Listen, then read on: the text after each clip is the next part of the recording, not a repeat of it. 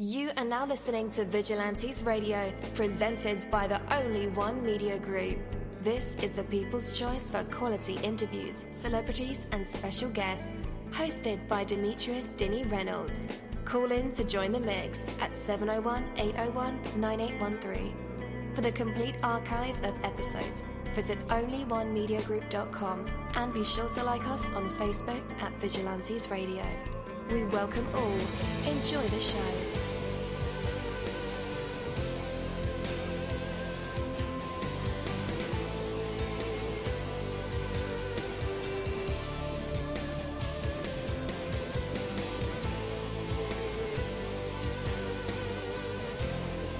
Ladies and gentlemen, please welcome your host, Demetrius Houdini Black Reynolds. Enjoy the show.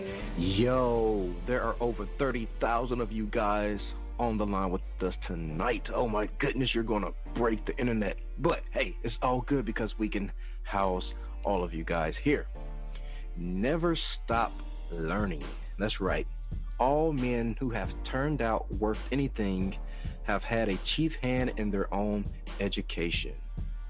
And that's a quote by Sir Walter Scott. The one thing in life that can never be taken away from you is your education. You can lose your money, your home, your job, and even your family. You can never lose the things that you learn, though. Education is not just what you learn in school, not by a long shot. Unfortunately, many people make the mistake of finishing their education after they graduate. And education is not just learning facts. Education is learning how to learn on a continuing basis. It is more important than ever that you never stop learning, my friends. With the rapid advances, in knowledge and technology, information quickly becomes so obsolete. So you must learn not only the facts, but more importantly, how to find the information that you need. Computer technology is a powerful tool for learning. With computers, you can have access to virtually unlimited supply of information. My two-year-old daughter, who already knows how to use a mouse to find what she wants, will probably have fingertip access to the entire world's libraries by the time she learns to read. If you are not continually updating your knowledge, you will be left behind. You must always be looking for a better way to do something, for the knowledge that will make you more efficient and effective. Because you can be sure that your competition is doing just that. Take it from me, Dini. You're live in the mix. Let's get this started.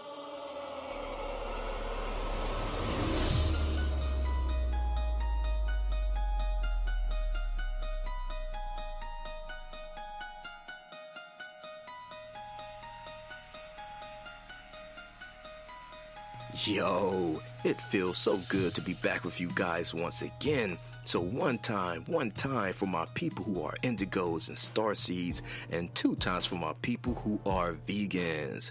We are averaging over 34,000 plus listeners, and we've been at this for 3 solid years.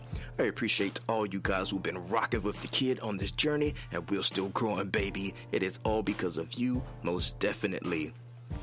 We are the people who have dedicated their lives to music, spirituality, business, literature, art, movies, and research in every aspect. And we want to allow you an opportunity to tell your story. Man, we've had celebrities on the show, from Grammy Award-winning artists, nominees, to actors, comedians, CEOs, technology geniuses, visual artists, from authors to professors and aliens. Or people who think they're aliens. It doesn't matter who you are or where you come from. Come on our show and talk to me. So check it out. To book an interview or just to share a real cool story, email me at vradio@onlyonemediagroup.com. I'm passionate about what I do, just as passionate about what you do, and together, yes, together, we can get your voice heard by the people who should hear it. So let's create something incredible. And with that, hello out there, and welcome to another episode of our podcast, Vigilantes Radio. Thank you again, as always, for tuning in and being a part of our audience family. You know the number to dial. It's 701-801-9813 to connect with us or our guests, or you can hop in the mix directly from my website, which is onlyonemediagroup.com. Scroll over to the Vigilantes Radio tab and slap that Go Live button, and you'll be right here live in the mix with all of us or in the chat room. So feel free to shoot over some questions to ask our guests while they are here. And as always, all episodes are available for free download. You can grab that from Spreaker.com/Only One Media Group, iTunes, YouTube, the app called Podcast Addict, or over at our website. And that goes for every single episode that we've ever aired. Well, I don't want to keep 30,000 of you guys waiting any longer, so let's go ahead and dive deep into this interview, because you're not here for Dini, right? No, you have to be here for our special guest, and I'm totally cool with that because you are here, and that is what matters. So tonight's interview is the Matthew J. Murphy interview, and I am your host, dini-mussolini. And I will absolutely love talking with Matthew J. Murphy. He's an author, a senior military officer, a pilot, and an engineer. And I'm probably and most likely leaving some things out of his massive hat collection. I don't know, he could be Batman at night fighting crime. We'll find out, right? Yeah. So this will be his first visit with us over here at Vigilantes Radio to discuss all things about his book, Remedy, How I Cured the Incurable. Oh my goodness. Yeah, we're going to dive deep into that. Find out where the inspiration and the interest came from, and I couldn't help but be pleased with the questions that I came up with to ask Matthew tonight on our show, and hopefully we'll get some explanations about natural remedies, mindset, and faith. And you know, I'm all about all three of those. So let's go ahead and take a second or two to do our introductions and welcome him to our show. And with that, Matthew J. Murphy, you are now live in the mix with all of us. So how is it going and how are you feeling? I am Batman at the middle of the night. I like that intro.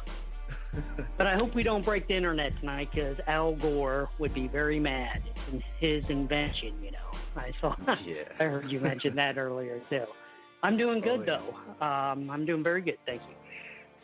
Definitely. All right, man. I'm glad to hear that. How's the weather where you at? Well, I am in Ohio, the southwest corner, Dayton area, Wright-Patterson, home of the Wright brothers, invention of flight, and it's a little bit cloudy. We've had some rain today, so probably not a lot of flying going on, but overall can't complain. I like the summer and spring. Definitely. All right, man, shall we dive deep into this interview? Yes. All right, cool deal. So, Matthew, hello again, and welcome to my podcast. Of course, I've read and watched as much as I could, review in the allocated time. We haven't had the formal introductions and a chance to really talk yet. So, truthfully, welcome and thank you so much for your time, for talking to us all. We can link people to your book that's now on sale, and I do have those links in the description of the show, so guys, make sure you check that out. Not right now, though. We need you right here, your attention right here. But yeah, definitely check that out. And we can also link them to your book trailer that's on YouTube. But what we don't have the ability to do is describe your work from your own point of view. When people ask you what kind of books do you write, how do you answer and entice them into reading it or viewing your blog over at www.enlightenmetoday.org, which is very genius, by the way. Thank you. Yes, for my book, and this is my first book, by the way, and I was kind of inspired to write this, given what I went through, and to help other people out. And what I went through was a severe digestive disorder, autoimmune disorder, and how I overcame that outside of what the medical community offered is what would benefit other people. And what happened to me, if I can give kind of a nutshell capture, kind of 50,000 view highlight, I started getting very ill probably a month and a half before I went into the hospital. I started bleeding really bad. I started losing weight. And ultimately, I had to go into the hospital. I had lost over 40 pounds, and the bleeding just wouldn't stop. So I was in the hospital for 8 days. And on there, the doctors did do a good job because they were able to, stop that initial onslaught with a heavy dose of IV steroids, kind of a massive dose, and give it a pause. But what happened was the doctors were like, well, your colon is too far shredded. There's no hope for healing with medicine. Your only option or hope, in their opinion, was surgery to remove my entire colon, which the large intestine. And probably on my second day in of the 8th day, I kind of had what you call it. I don't know. Sometimes a strong intuition people can relate to as that being the Holy Spirit talking to them, and I do believe that was in my case. And it kind of, from there on, that second day and further out, I kind of had every person, kind of resources that fell into line with me getting better. And that's what I do in my book. I outline exactly those steps and what I did to overcome them, the body, mind, spirit connection that I needed to do to get better. And I provide those to the reader. Definitely. Did your diet change any? Like, did you become a vegan or a vegetarian or just a little bit of meat here, a little bit of meat there? How was your whole diet during this time? Oh, yes. Now, in my case, and others wouldn't have to go through the extreme that I did, because I was at the very bottom of the barrel you can be at. So wow. In my case, it took me probably 4 months to get out of this cycle, and your body can heal itself, because my colon did repair itself. I mean, obviously, the doctor said I could not survive without the surgery. I had to have the surgery. But here I am, better with a healed colon. But as far as diet, yes, when you're in the hospital, that diet they give you is absolutely horrible and not good for a digestive disorder or healing at all, in my opinion. So what I did, and my first thought was, I got to rest my digestive system.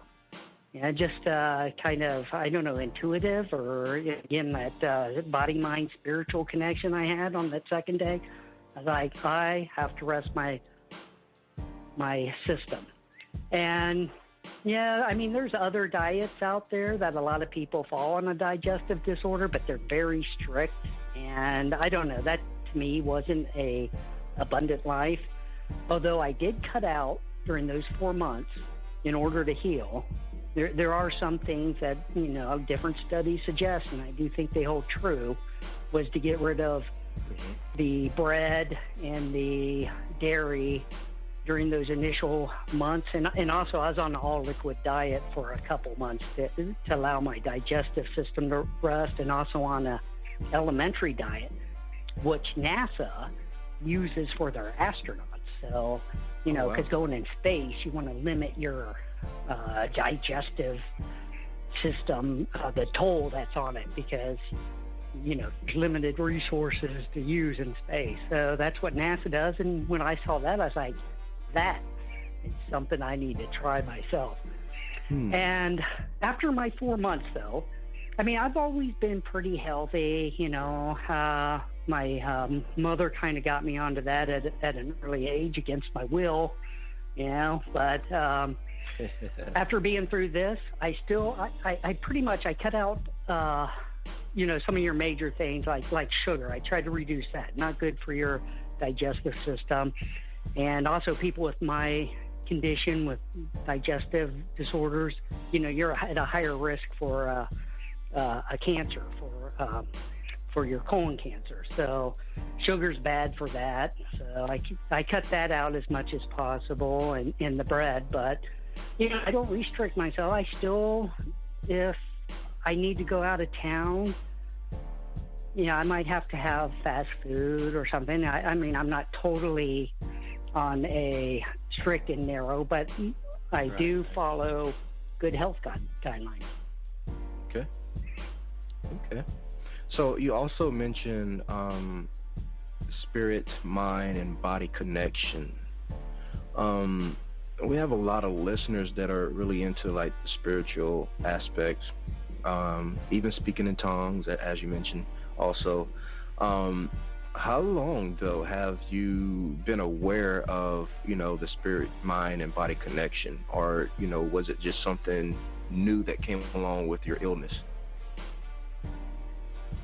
Well, I think probably everyone kind of has that knowledge of it, but trying to connect them and actually getting in touch with them maybe is a little harder to do. Because, you exercise your mind a lot in school. That's pretty obvious. You got to get in, the school teaches that. You got to get smart in body exercise by walking or the gym. But a lot of people leave out the spiritual exercise that's needed. Mm-hmm. Now, you say, did I get into it more when I was sick? I probably started to get into it more. I was deployed overseas quite a bit, and probably my last deployment was the worst that I had to experience. So I started to get more into that spiritual side there. And then and this is part of my story that I have in the book, but I had 2 pretty bad non-medical crises going on. I had a relationship breakup. That's kind of devastating. And then I had a court case, which was devastating, okay? Oh, yeah. And these negative things ultimately, and maybe that's why I ended up having my illness, they ultimately manifest themselves into your body somewhere unless you nip them in the bud and take care of them. And that is why you need to have that mind-body connection, because I don't think you can heal completely unless you get rid of those negative events in your life. And I give like a little there's mental law that you can use to help get rid of those as well. Does your book cover those kind of things as well? I cover what I used to get through the non-medical areas that I had. So I could forgive, with that relationship thing. And that's a big thing, and you kind of do that for yourself. Yeah. And it's hard to do, and that's why in the book I kind of give a little aid to it, which is the law of substitution. So there's all these mental laws that are available, just like there's physical laws, like law of gravity. There's also mental laws. Law of substitution is one of them. And there's also spiritual laws. So using those to help yourself as much as possible, and also meditation and focusing on mental equivalence, just a positive outlook, and not just a positive outlook, but like knowing it's going to happen. And I guess when I was in that hospital and getting better, my colon was shredded and there was like not hope for it. But it was like I knew it was going to be a healthy, healed colon. And I kind of relate it to like if a new married couple is going to get their house built, they first go to the architect and they get a diagram laid out of what everything in that house is going to be. And they're happy, they're like, oh my gosh, it's going to be a great house. And they're excited and they're telling all their family and friends. That's kind of how I was, and the mindset I had of my colon was going to be restored and healed. Definitely. Okay. So for those out there, I guess I'll get back to the script now. For those out there, the way you talk, man, it was just my curiosity is glowing over here. But for our listeners out there who are not familiar with your website or blog, how would you describe it, and what kind of topics do you cover? Tell us what it's all about. The main topic on my website is I want to help others with autoimmune disorders and digestive disorders, because I do think that your body can heal itself in some of these disorders that are the kind of these long-term illnesses that maybe the medical community only prescribes pills for. Now, the medical community did help me a lot. Like I said, when I was in the hospital 8 days, they helped me a lot. But surgery to remove a body part, I did not want. And I'd also have to be on lifetime medication. And that wouldn't have been good for me either. Those biologicals like Humira or Remicade, just horrible, every month, and the cost involved. So, that wasn't really an option that I thought was an abundant life for me. And that's why on my website I was like, hey, I got to provide this to other people. Because when I was in the hospital, I was like, oh my gosh, who do I turn to? There's no guidance. What do I have to do? I had these intuitions, but I didn't know where to turn. So it was like I was, feeling this out for myself. And also the other thing that I do talk about a little bit on my website is some things to be aware of in life. And that's, I can't help myself because I do think that some things happen in our financial system and maybe our political system that you should be aware of and prepare yourself. So I do kind of touch on those a little bit. Mm-hmm. And I also touch on it a tiny bit in my book because I don't like to go into a lot because my main focus is the health. But these other things stress your life out. And if you don't deal with those other stressors, be it financial or even our laws, we have 780,000 regulations. Yeah. And this winter, I'm in Ohio, but our neighbor state, Michigan, to the north, some guy got a ticket for warming his car up in his driveway. And it's like, oh my gosh, this is just getting too much and too stressful. And I think people are getting stressed about that. And even more so with this health care of all this back and forth and changes that go on in these regulations that our politicians do, and that trickles down to the insurance ones. And people don't know, what doctors see or if they can get this approved, or maybe it changes in a year. And it's pretty stressful, and that affects your body later. So I talk about that a little bit in there. I just touch about it. But the main thing is to help people heal. And I do give some of my recipes and a little bit of my guidance. But it's too much on the website. That's why I wrote the book. Definitely. I got you. All right. So since the start of your website, which again is enlightenmetoday.org, has there been a struggle effort to make this website incorporated more into your daily life to keep the mission going? It does, because writing a blog is I try to put a new post on monthly. But I have the full-time job. I'm military reserves. I'm a pilot in the reserves, and those two kind of duties keep me fully engaged. But I typically get something out there once a month, and I probably will sell more now that I had this book finished. And because this book, this took a lot of my time, putting in a lot of research behind it and writing it. Mm-hmm. Okay. Real quick question. Who inspired you through the business world while you were first discovering your own talents and niches, and who continues to inspire you today? Oh, gosh. Well, I was inspired. Maybe I was one of those persons who knew what I wanted to do when I was really little, maybe 8 or 9, and I wanted to be a military pilot. And that's all I did. I played with those army men and those little soldiers and stuff when I was 8 or 9. And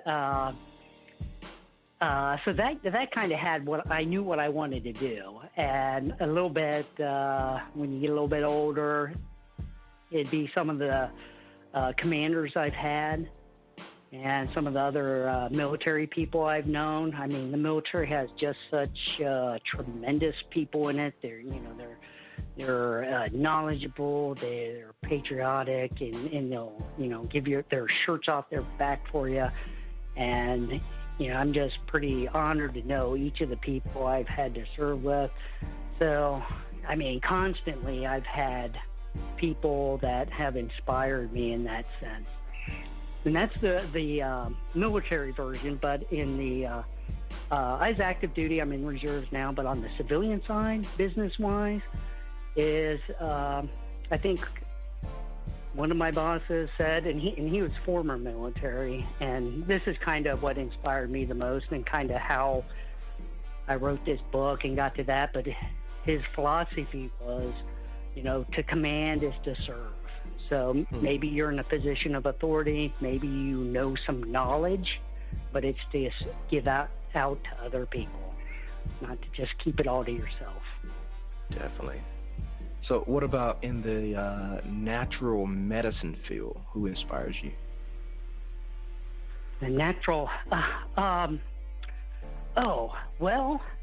given my condition with my digestive system, I happened to come across, and I mentioned this guy's some of his products too, and it's Jordan S. Rubin, because he had undergone a similar condition, but not totally like mine, and he had talked and gave me some initial guidance through his books, and just how he developed a company that actually gives products for people to use, and actual alternative like vitamins, probiotics, and they're high quality, certified by non-GMO, certified organic, that you can take, actual things of substance that you can use. So that guy was a big inspiration for me. And the other person was Ty Bollinger, and I really like that guy. He has a series called The Truth About Cancer, and it's kind of a video documentary where it has a lot of items that you would not think of for cancer and helping to get better from cancer. And he has a lot of doctors on the documentary, and this documentary was a few years ago, but now some of the items that they mentioned and that they're advocating for have become a little more mainstream use in the medical community. So very, very good folks. Both of those very good folks. Very good information. Definitely. Okay. So let's talk about your book. What's the most inspirational aspect of life that comes across through your book, Remedy: How I Cured the Incurable? I like to say the whole thing, but I have a couple chapters that are just specifically more your knowledge base, lists and what you should take, and my schedules and my step-by-step. So those are for the people that are sick and want something to follow. I have tables in there. So that's not inspirational. That's more the how-to, knowledgeable. This is what will help you out, and this is what I followed. But I stress, each person needs to tailor that for what they can do.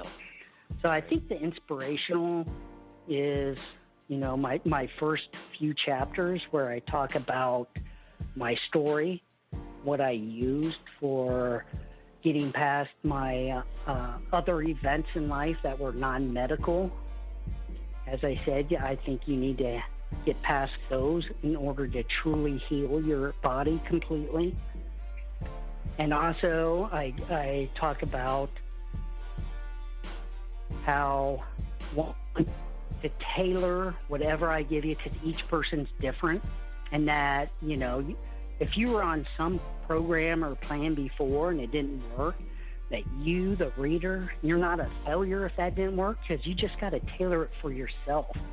You might be a smoker, or for instance, but that just because you couldn't quit on someone else's plan for smoking doesn't mean you're a failure. You have to recognize in your life what that means to you. You might like the social aspect or something. But the point is, in my book, in order to, just like the smoking, in order to get rid of something negative, you got to replace it with something positive. And in my case, that's kind of like prayer or spirituality. But for someone else, it could be something different. And I think those are the inspirational parts of my book. Hey, you know, you can do it too. You can overcome this. And I believe in you. I know that you can do it. And don't give up, because if you don't give up, you'll win. And that's my inspiration for people. Definitely. And what would you hope a person would feel and understand when they're reading your book? My main thing, I want for people reading my book, because I figured this is a book either you're going to provide to someone that is suffering from an autoimmune disorder or a digestive disorder, and it is really to provide hope to the hopeless. Because when you're sitting, or a patient is sitting in a hospital room, they don't have much energy. They feel really bad. They're kind of mentally depleted. And in my case, I was in the hospital. I was like, God, why does this happen to me? You know, I'm too young for this. I have other goals in life. And it's to provide hope to the hopeless for that. And I will say this, when one of the biggest things, and one of the nurses told me this, and she said I was her one. So not as in I was the one for her, but meaning I was her one story of hope to tell others who are facing similar odds against them. And that is kind of my biggest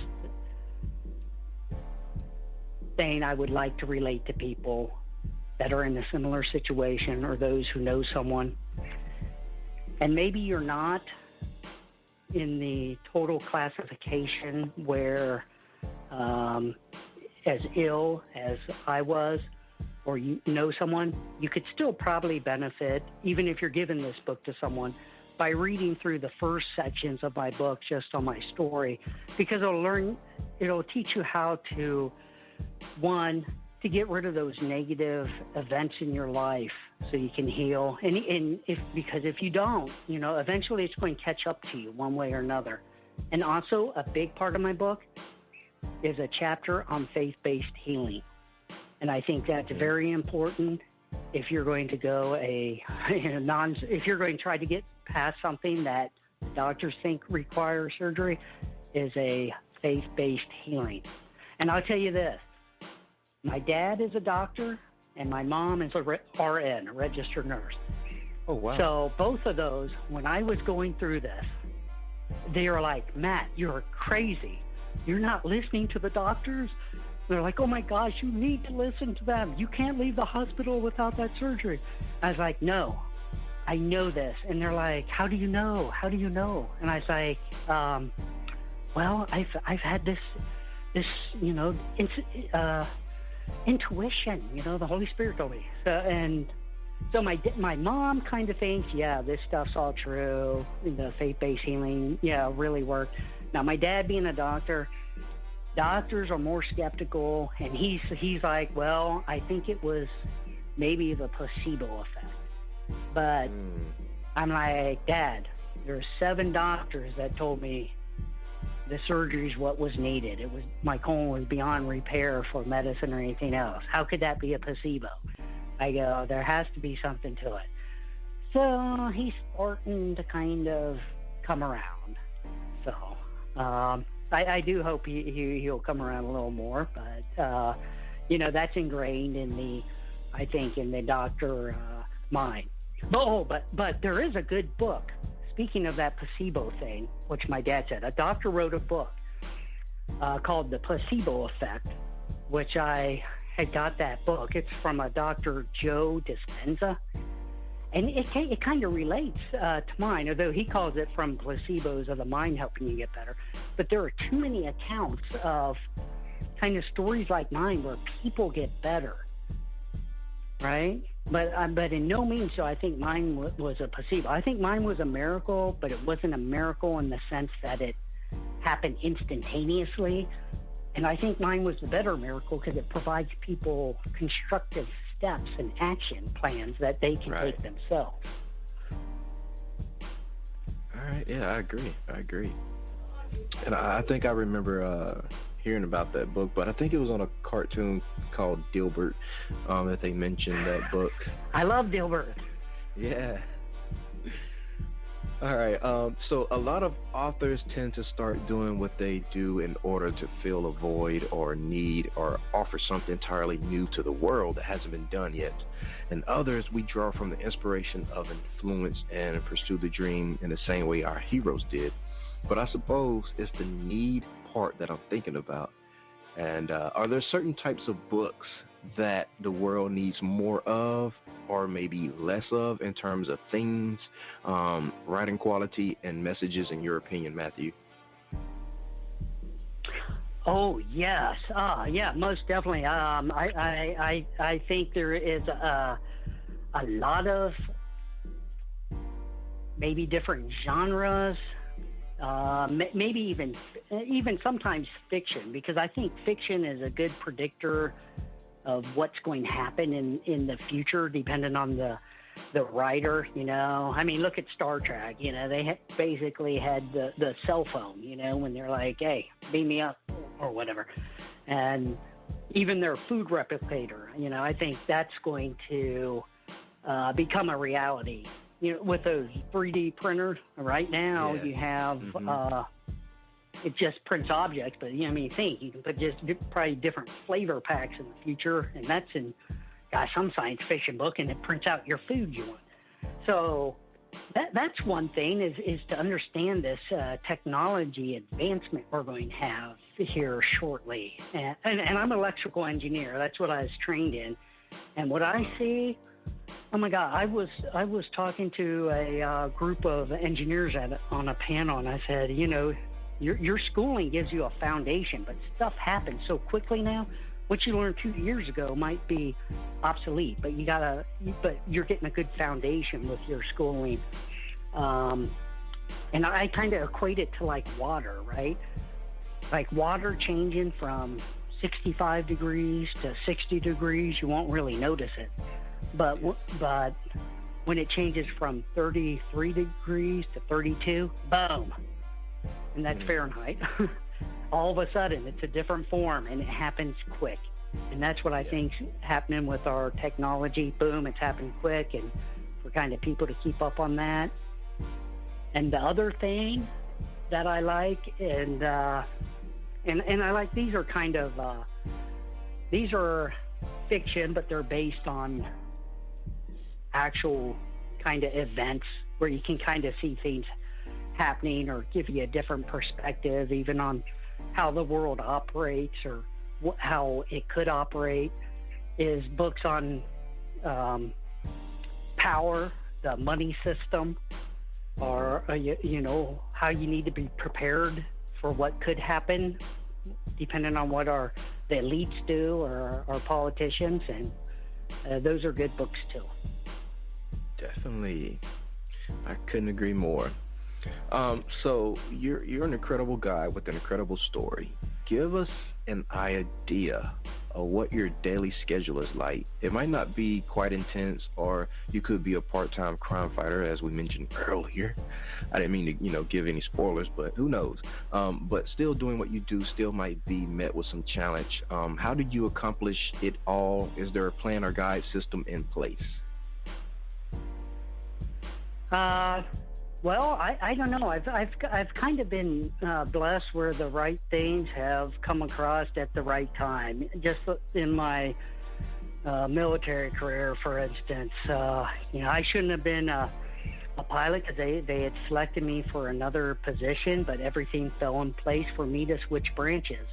So maybe I characterize it like this: my day-to-day life, and maybe, you know, the month and year is kind of characterized by how pilots in general talk. They're like, you know, the trip is,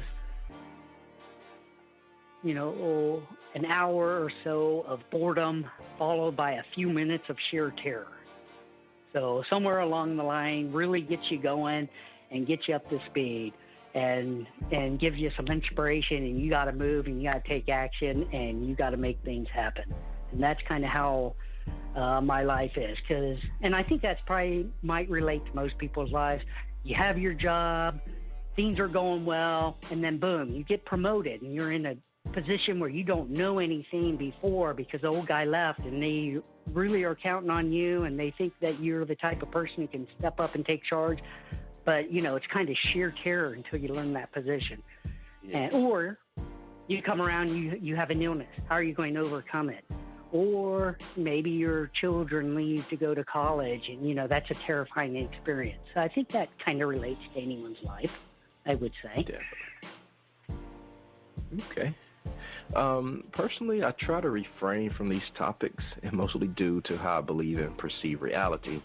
I don't know if it's always necessary, but I certainly do think there should be a lot more music, more blogs, more books, more Facebook posts that attempts to educate than there currently is. I've always been a big fan of thought-provoking aspirations that has, in-depth political education and self-help, sociological connotations. And here I can go on your website, of course, and see that you're almost are of the same mind, and even making some strides with that intention. So I figure I'll throw this one out there. Hey, all right. Yeah. And if it's too much, I hit a connection. Yeah. If it's too much of a question, feel free to, just cast it aside like it never happened. But you seem like the right person to ask right now.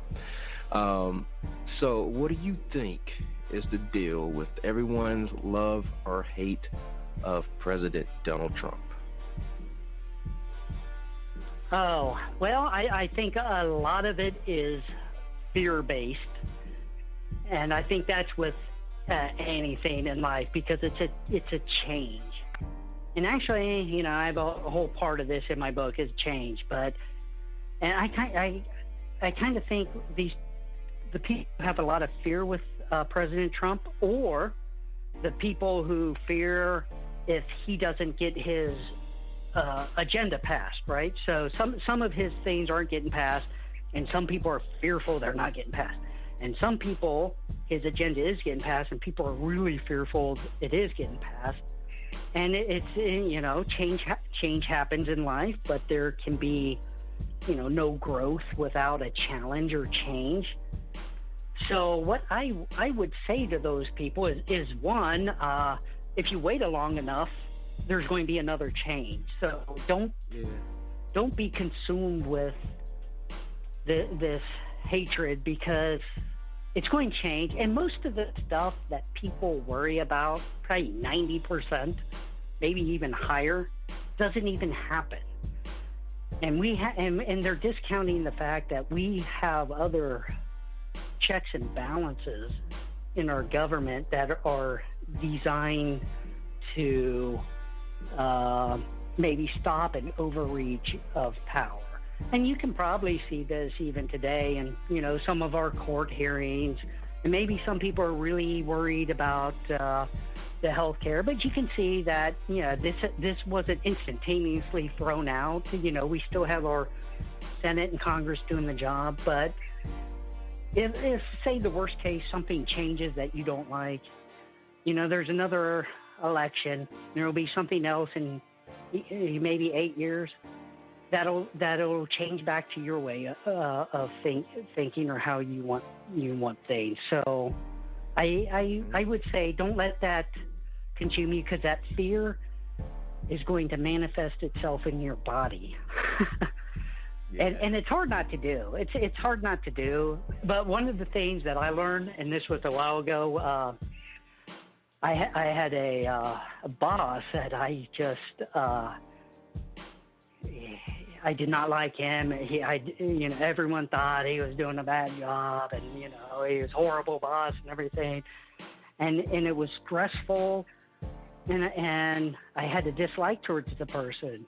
But one of the things that kind of got me past that was, like, even with him, there's always, no matter who the person is, because we all have faults, no matter what the person is, there's something good about them. There's probably some policy maybe Trump has that you can focus on, or some good quality that you can focus on instead of dwelling so much on the negative, because it'll hurt you. It's not going, you being mad and angry is going to hurt you more than it's going to hurt Trump. Mm-hmm. So try not to do that for your own benefit. And at worst case, if you do not like Trump, he will be there for 8 years, and then there will be someone else. So yeah. Change will happen. Oh yeah. So, all right, do you feel like your book could aid his agenda, or is there a bigger picture beyond the Donald? Let us know.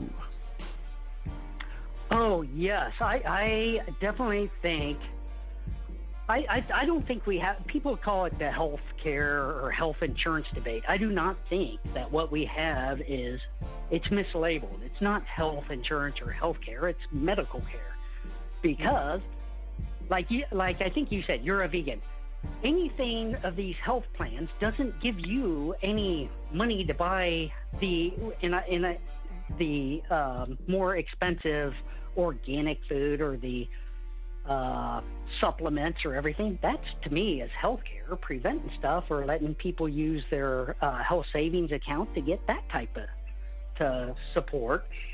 Or you can't, your money can't be used to see an alternative practitioner. At least in my case with my insurance, maybe some others do, unless they're a MD or DO that happens to believe in that. And I would like to see that the politicians kind of recognize that and be like, okay, maybe there's a holistic practitioner that your medical care can cover under insurance, or maybe even a massage therapist, because that is shown to have benefits. Why can't that person be covered? Or having some of these supplements be covered, or maybe have some of these hard to get experimental drugs or something out there that has been proven but not signed off all the way officially. Let people have the choice to, sign a waiver and say, I know it's experimental, but I'm going to be dead in 6 months. Let me have it. That type of thing. So I think that. Oh, and one thing that they have changed, and I do like this, and like I said, to focus maybe on some good things that the current administration or Congress has done, that mapping of your, where you can take your DNA and kind of map it, that was previously not allowed, but that's changed, and you can do it for certain things. You can kind of know now ahead of time maybe some things you're predisposed for, and you can proactively maybe fight them. So I think it's like 23andMe or something, where you can get your DNA swab and kind of have your genome mapped out. Yeah, so... But I don't know why the FDA and how they do things, Yeah, I know they're trying to balance public safety with something, but it seems like somehow and sometimes they take away your choice. So That's why I think my book could be good for Trump and the politicians, for healthcare, is be like, people want choice. Let them decide and let them have an option, and let the vegans find vegan stuff and use their healthcare money for that, and someone else who wants a prescription drug, use their healthcare money for that, and not stifle you and pigeonhole you into something. Mm-hmm. Man, I couldn't agree more with you. All right, guys, after the music break, we'll be back to put Matthew J. Murphy in our traditional hot seat to hear either some vocals, maybe a poem, spoken word, maybe he can freestyle rap, who knows, or tell us a joke or a story, or even crank out a guitar or piano, play a live instrument for us. Well, you never know what these creative minds and vessels will produce in the spotlight. So when we come back, we'll find out if he have what it takes to be put on the spot, a test of his true artistry. For right now, we have Ed Roman, The Way She Goes. I could dance a lifetime with my sweet tobacco rose. You could build your nation with dirty hands in denim clothes. And even in our twilight, I think that everybody knows. An open mind, a subtle heart are the only way she goes, and that's the way she goes. Just like an open door or window, that's the way she goes. Just like the bathwater with the baby, that's the way she goes. Too many people acting crazy, that's the way she goes. Have you been singing this song lately? The whistle on your kettle's been chirping, and beat red is the song. Your mortal shackle's been winning battles, I think you've known this all along. The squeaky wheel's been seasoned because the grease price is too high. Just change another channel, it never ever changes, and wave it all goodbye. That's the way she goes. Just like an open door or window, that's the way she goes. Just like the bathwater with the baby, that's the way she goes. Too many people acting crazy, that's the way she goes. If you've been singing this song lately, sha-la-la-la-la-la, we know it's wrong, but we say it's right. Sha-la-la-la-la-la-la, we know it's black, but we say it's white. Sha-la-la-la-la-la, you gotta put up a hell of a fight. Yes, you do.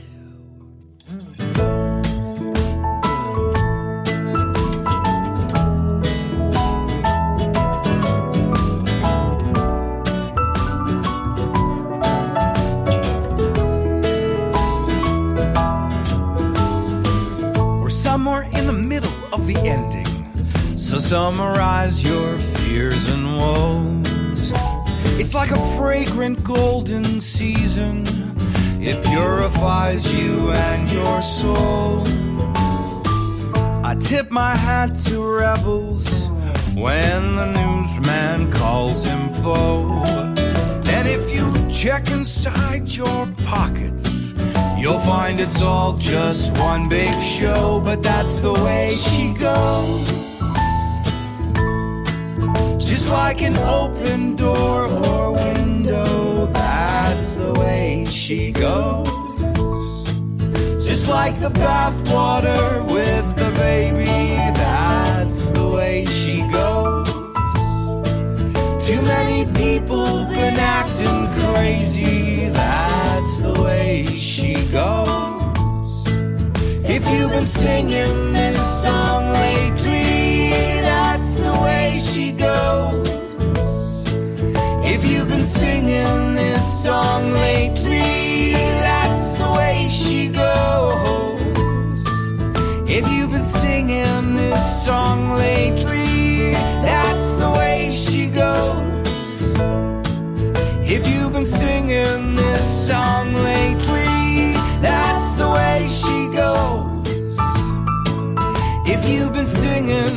If you've been singing this song, that's the way she goes.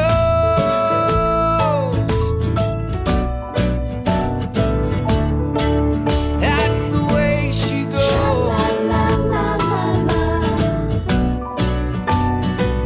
If you've been singing this song,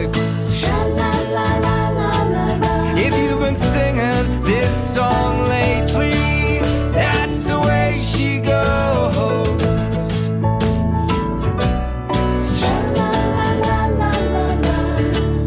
That's the way she goes.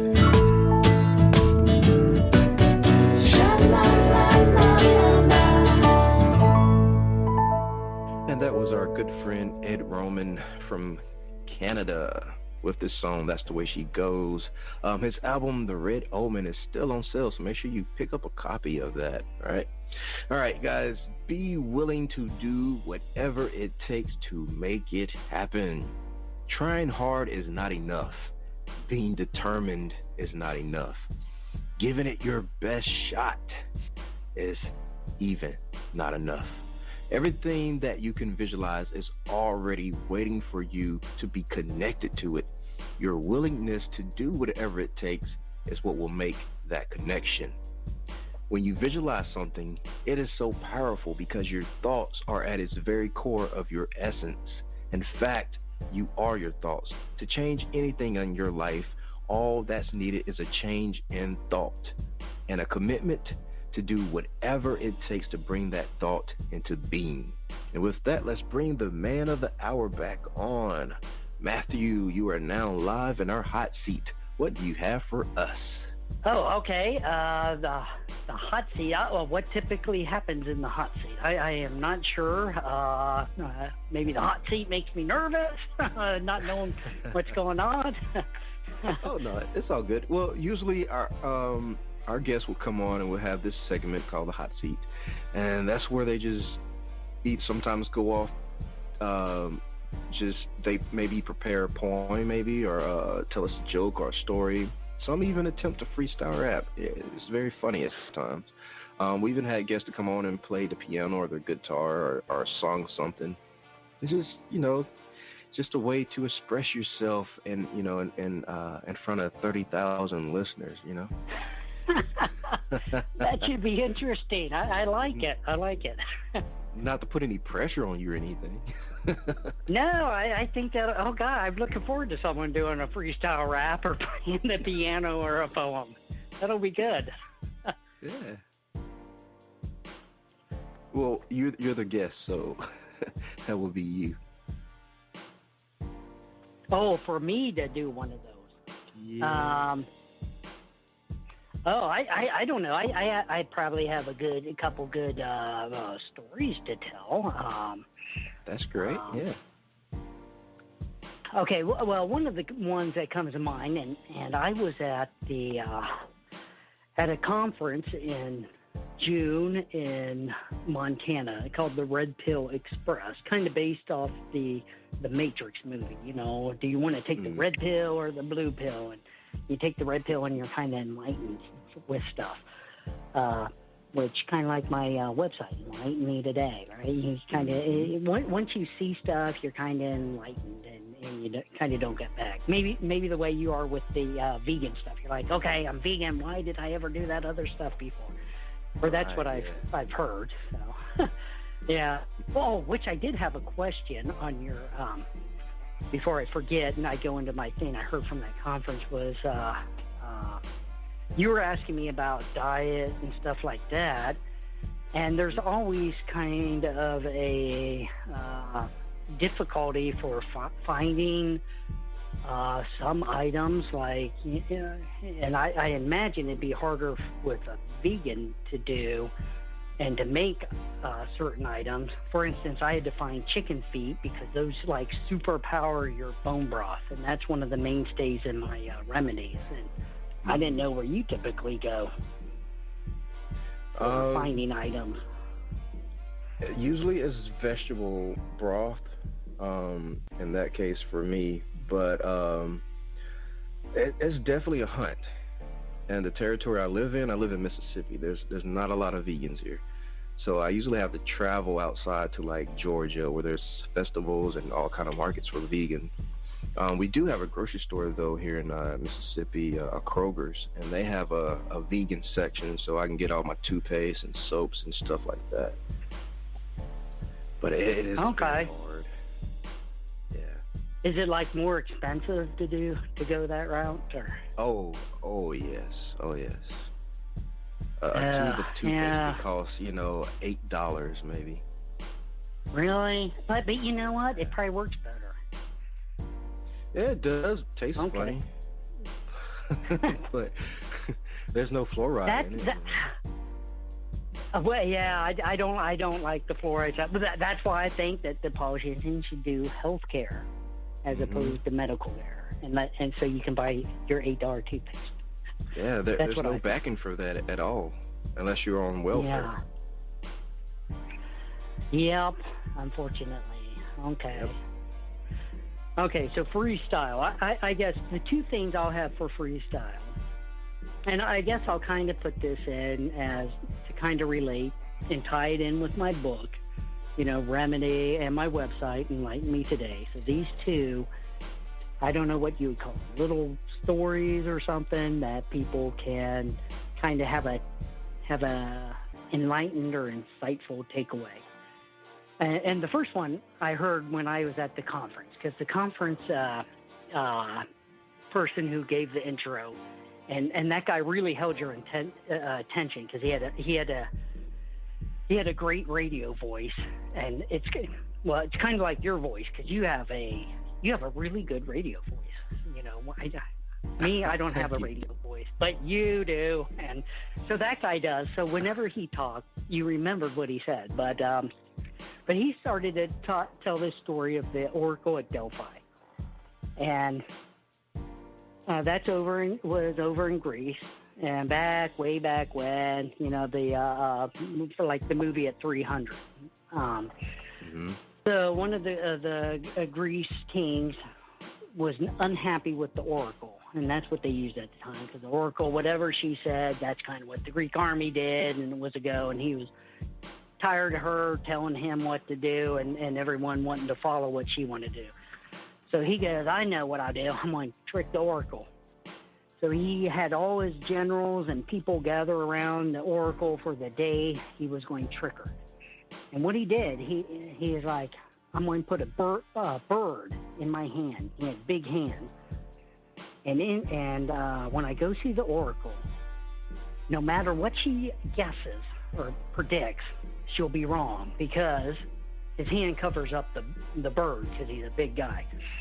And he goes, if she says, I'll ask her, I'll go, Oracle, is the bird alive or is the bird dead? And if she says it's alive, he'll squeeze it and kill it and drop it to the ground. And if she says it's dead, well, then he's going to turn his hand upright and let the bird go.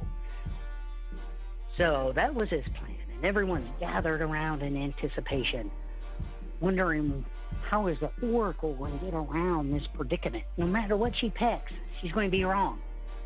So the king comes up there. He asks the Oracle the question, and she answers, as per your will. And I was like, oh, wow, that is so fitting with kind of what I went through and kind of what everyone goes through. It's really per your will. What are you going to follow? Are you going to want to have a body part removed? Are you going to want to be on lifelong medication? Are you going to want to be on pain? Are you going to want to maybe try something different? Maybe supplement your traditional Medicare with a different lifestyle until you get better? It's per your will. And that's how a lot of things in life are. Just like we were talking about, you want to have a negative attitude and be hating the politicians and what's going on in now. I mean, it's per your will, and that seems like a miserable life to have one person cause so much hate in your life, because really, I know some people like that, and they're consumed with it, and that's what they think about every day. And I'm like, that's okay. Maybe one day or something, or 1 day a week or 2 days a week, but you can't have it 7 days a week. It's just not good for you. Pace yourself. But that is one story. One story I really like. I think that relates to people.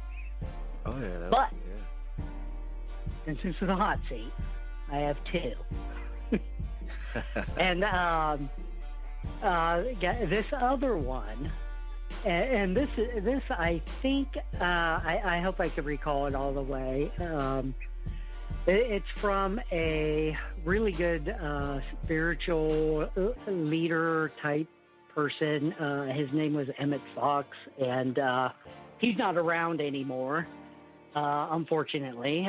He was back in the World War II era. He's passed away a long time since, I think in the 1950s. But this is one thing of how our kind of how you can relate how your mind works, I would suppose. So, in this story, there's a king again. This is kind of the king thing. So this king, he had someone, and it was a subject. Maybe it was a family member or someone kind of close to him. But that person mocked the king, and the king was angry with him. So he imprisoned this individual. And it was down below, kind of in the dungeon, and the guy was stuck in his prison cell. Well, every day, the guard came in, opened the door, gave him his dinner, and the guy ate it. And, this happened 3 times a day. And then over the course of months, the king still didn't let him go. And the guy's like, man, I didn't do anything that bad. And then over a course of a couple years, he's like, gosh, he's so harsh to me. He doesn't even talk to me. I just get fed 3 times a day. I'm in my prison. Why did I do? It wasn't that bad. And then after about 40 years, oh my gosh, he's in there for that long. And I think they use 40 years because that's kind of like, how long it took the Israelites to get out of the desert to reach Canaan for, out of their misery in the desert for so long. It's a process. So this guy is starting to get, this enlightenment. After 40 years, he's like, this is getting ridiculous. I didn't do anything that bad. I'm going to escape.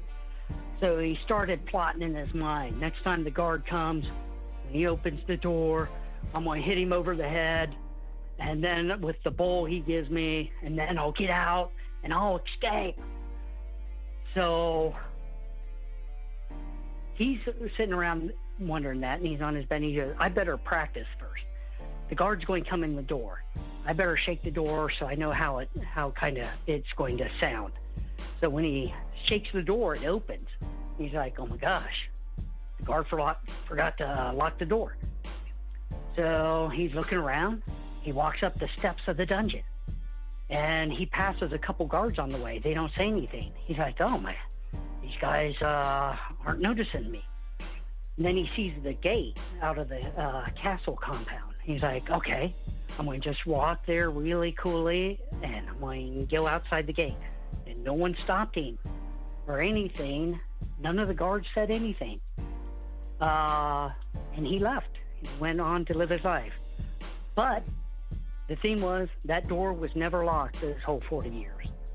Wow. And if you kind of relate that story to your mind, you kind of lock yourself in by these fears or these things, these constraints that you put on yourself that aren't really there, and you kind of put yourself in prison with your own mind. So free your mind, and the rest will follow. Like that one song. I forget who sings that. Yeah. And that's my hot seat stuff. Man, that's pretty awesome, man. You're pretty awesome, Matthew. Yep. Okay, thank you. No problem. All right, be sure to get you a copy of that book. We have the link in the description of the show. Don't forget that. And also special thanks to our guest, the incredible Mr. Matthew J. Murphy, for joining us tonight. Thank you, my Vigilantes family, as always, for checking out my podcast over here at Vigilantes Radio. All episodes are available for free download, and you can grab it from either Spreaker.com/only1media group, iTunes, YouTube, the app called Podcast Addict, or our website, which is only1mediagroup.com, and that goes for every single show that we've ever aired. If you'd like to request music or send something for us to play, email it to theradio@only1mediagroup.com. Here my disclaimer: we are genre-free, we do not judge, and we absolutely do not base our opinions on hearsay but facts alone. And actually, you can scratch all of that because all of my opinions are always right. That's the bottom line. This is my show, something you got to deal with. Nah, just kidding. On behalf of myself, Dini-Mussolini, I appreciate you guys for tuning in either afterwards or live with us. Spread the word because sharing is caring. And also special thanks to our guests for joining us. We stepped up our game just for you guys and our guests to make sure you have the best experience here on our show. Be sure to connect with us on Facebook, Twitter, Instagram, YouTube, Tumblr. We are all over. Just connect with us and we do follow back. Okay, well, just remember to be yourself and be absolutely freaking great at just doing that. Peace.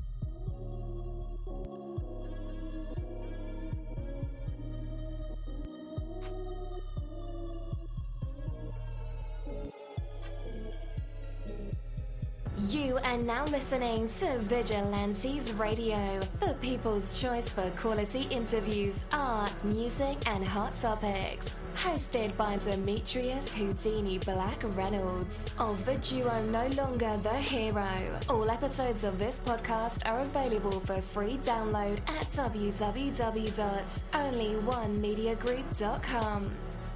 This is a Seventh Sign Regime Rebirth Worldwide Syndicate exclusive.